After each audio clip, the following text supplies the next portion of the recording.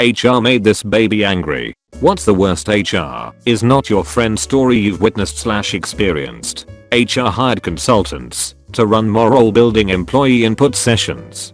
Basically saying we are not from the company. You can tell us all the things you don't like about working here and would like to see changed, and we'll put it all into a report for management.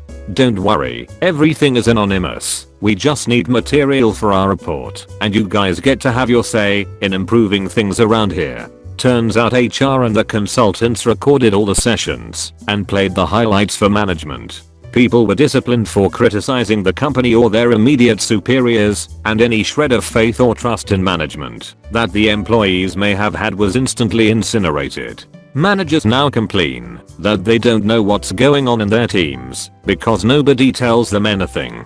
I wonder why. Reminds me my last company. HR sent out anonymous survey in doc file by email and we should have replied back with filled blanks. We figured out it's not really anonymous as who sent it would literally be written in from. So we filled the forms on the same machine and sent all them in single email. And HR was like, wait, you can't do that. By anonymous I meant I will not tell boss and just aggregate data for them. Can't say it inspired lots of trust. HR ordered me to downgrade my 3 excellent employee reviews to satisfactory because management didn't recognize their names. I got written up for telling my employees this. HR denied that they told me anything, even though I had the emails from them documenting it. Totally worth it.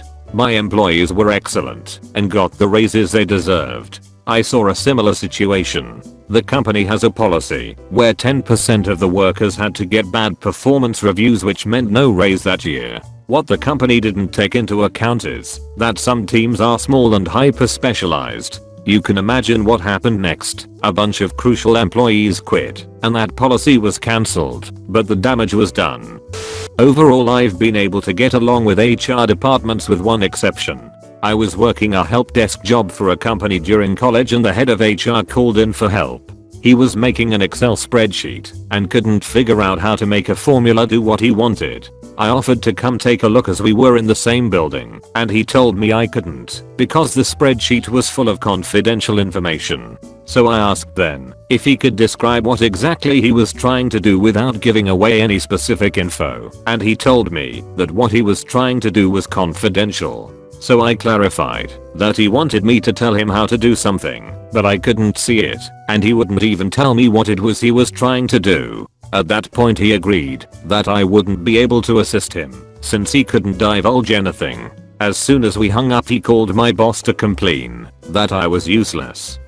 Every second Friday of the month people in my office would get drinks after work. One time it happened to fall on my birthday. Because they let me pick the bar, I figured I would just invite some friends there too to meet up with me after. Usually these drinks lasted from like 4-5:30 with my coworkers. Well, one coworker, who was generally a bit odd, stayed and sort of stuck to me and my friends. I didn't really want her there, but she couldn't take a hint, and I was 3 cocktails in, so I just gave up and didn't say anything. One of my friends starts talking about sex, nothing particularly vulgar or kinky, or even about our personal lives. It was mainly just about the politics of sex and relationships. The following Tuesday I got an email from HR about having inappropriate conversations of a sexual nature with coworkers. I tried to explain what happened, and even though I think the person believed me, and other workers corroborated my story, I was written up for sexual misconduct.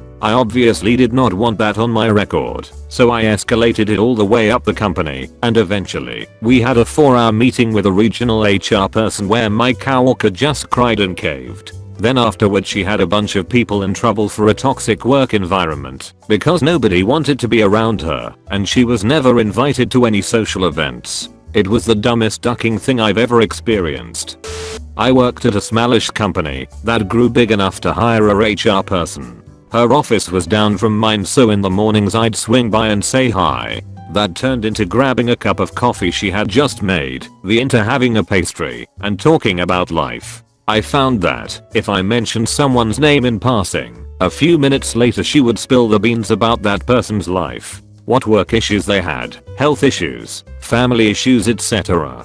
I learned really quick any issues I had not to take them to her. She made it like 6 months before she got fired.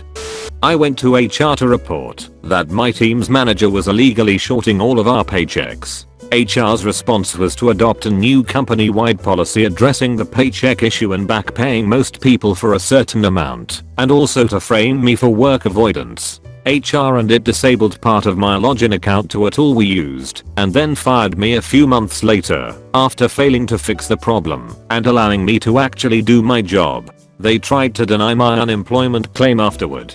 Told the unemployment rep that they had logs showing that I did something to break the tool I don't even have access to break in the first place. They also didn't think to disable my email access in a timely manner, so I was able to back up all my emails with it documenting exactly what went down. Unemployment approved my claim and hit them with a major penalty to their insurance. Upon giving 2 weeks notice, I get this stupid rant about millennial snowflakes, how we can't take the stress of a real job, and how we think we are so important and unique, but in reality the only thing that would happen is that they would find another engineer to fill in for me, and things would be like I never existed. After the initial shock, I replied with a "You are absolutely correct. Me staying or not is meaningless. Consider my resignation immediate from this moment. Please give me the paperwork to sign." If I had $1 for every boomer that called me a millennial snowflake, I'd be able to buy a house in the market they destroyed. At my last real job, before striking out on my own, I had an exit interview with the HR lady, who was actually just someone who was friends with the company president who was filling in, because the actual HR lady with a degree in HR and everything quit. A lot of people at this place quit. It was a terrible place to work with out-of-touch management and illusions of grandeur, limping along building websites for a business niche that was mostly old people who thought the internet was magic. During the exit interview she asked why I was leaving. I told her I liked my coworkers a lot, but hated the company. She got this exasperated look and got genuinely upset and told me that she'd been getting that same line from everybody else who quit and had their exit interview recently. It boggled my mind that they could hear the same thing over and over again from so many people putting in their time until they could go on to something better and not stop to think they should change something. I asked my boss for a desk phone with a speakerphone function because sometimes I needed at work to conference people on the phone with people in my office. We had these old yellow phones. So he told me to make a request to him and CC our office manager, and he'd send it to the HR department of our region via email. So I put forth a nice email outlining what I'm requesting and why I need it for HR's request. My office manager replies all and asks HR per Lazarus 870 request, should I order the phone through the same channels I have used before, or is there a new policy? HR responded livid. She demanded to know why I needed this phone. It was in the email, and then accused my office manager of going behind HR's back in ordering phones before without approval. My office manager told my boss, who called HR and chewed her out, and I could hear yelling. My boss came out of his office and yelled at me, "See what you've caused?" He was fired up, but I know he didn't mean anything malicious by it. I just laughed. HR had to apologize to office manager for accusations. Turns out, after everybody yelled their ducking lungs out for an hour, the speakerphone I needed was literally free, and we had boxes of them in storage. I had it for a month before HR rolled out new fancy phones that were actually expensive and convoluted, requiring training to set up and use. At the company picnic we had to wear ducking number tags, and I had never met HR lady face to face, and she came up and said, "Oh, we haven't met. What's your name?" And I was trying to hide my number tag, but she read it and didn't seem happy to see me. Pulled into a meeting with 2 HR reps in the middle of my shift.